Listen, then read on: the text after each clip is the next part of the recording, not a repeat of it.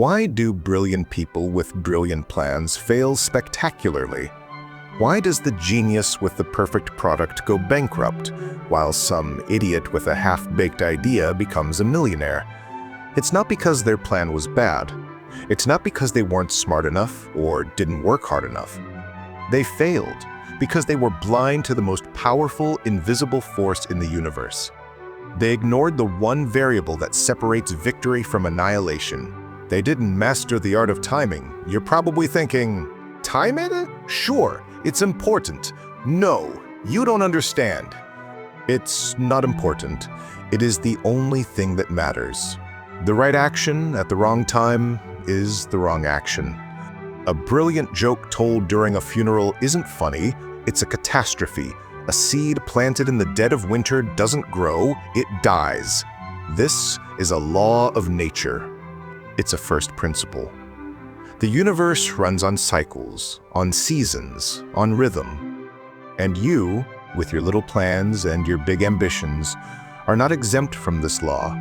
To ignore it is to declare war on reality itself. And that's a war you will never, ever win. So where did we learn this? Not in some business school, but in the blood-soaked streets of the French Revolution. And our teacher is perhaps the slimiest, most successful political survivor in all of history, Joseph Fouché. Fouché was a chameleon, a ghost. He served the monarchy, then the revolutionaries who killed the king, then Robespierre, who led the Reign of Terror. Then the people who killed Robespierre, and then Napoleon, and then the king who replaced Napoleon. The man had more comebacks than a horror movie villain. How? Was he the most charismatic? The most powerful? Hell no. He was a quiet, unnerving man. But he had an almost supernatural sense of timing. His masterpiece was taking down Maximilien Robespierre. At the height of the terror, Robespierre was basically God. He could point his finger and have you beheaded before lunchtime. Attacking him directly was suicide. Many tried. They all lost their heads. So what did Fouché do? He waited. He watched. He felt the political temperature. He saw Robespierre becoming more paranoid, more extreme, making more and more enemies. He didn't act. He just observed. He laid low. Then he felt the shift. The fear among the other politicians was reaching a boiling point. They were terrified of Robespierre, but they were starting to become even more terrified of being his next victim. The tide was turning. The moment was ripening. That's when Fouché made his move. Quietly, in the shadows, he began whispering to the right people, stoking their fears, uniting them against a common enemy. He moved so subtly that Robespierre didn't see the knife until it was already in his back. Fouché had orchestrated the conspiracy that sent the incorruptible Robespierre to the guillotine. If Fouché had acted a month earlier, he would have been executed. A month later, and he might have been one of Robespierre's victims. He didn't just have a plan. He executed it at the one single moment in history when it could succeed. That is the mastery of timing. So, how do you get this sixth sense? You have to understand that there are 3 types of time you must master. First, there is long time. This is the big picture, the spirit of the age, the great, slow-moving tide of history, technology, and culture. You cannot fight this tide. You can only ride it. Look at Blockbuster Video. They had a perfect business model for the 1990s. When the tide of the internet and streaming came in, they tried to build a bigger wall of physical stores. Netflix saw the tide, built a ship, and sailed away.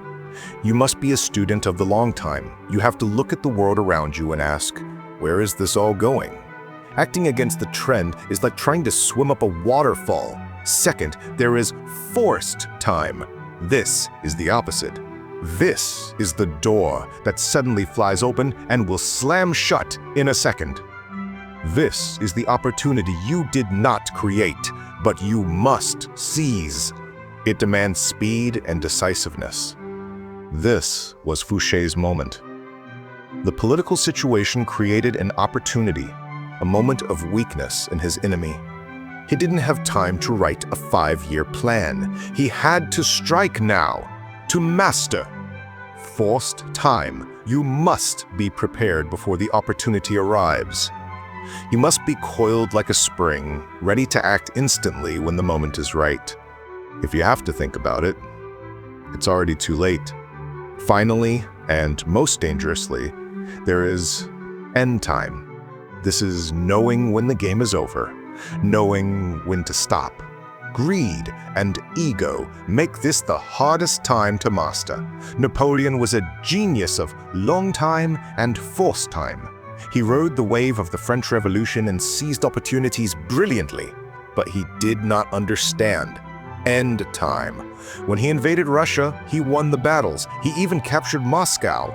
He had won, but he didn't know it. He stayed too long. He pushed too far. He didn't know when to declare victory and go home. And his end-time mistake, waiting for a surrender that would never come, allowed the Russian winter to do what no army could, destroy him. He let his victory curdle into the most catastrophic defeat in military history. So, here are your takeaways. The keys to the kingdom. First, be a patient observer. Before you make any move, understand the long time. Feel the climate. Don't fight the prevailing wind. Use it to fill your sails. Second, be a decisive predator. Always be prepared to exploit forced time. When the opportunity appears, you must strike with overwhelming speed and force. Hesitation is death. And third, be a disciplined finisher. Master end time. Know your objective, and when you have achieved it, stop. Consolidate your gains. Don't let arrogance and greed push you over the cliff. Know when to walk away from the table. Your brilliant plan is worthless if it's launched in the wrong season. Your greatest strength is a liability if you use it at the wrong moment. Stop focusing only on what to do and how to do it. Start obsessing over when, because a plan is just an arrow, and your skill is just the bow. But timing is the godlike power of knowing the exact moment to let it fly.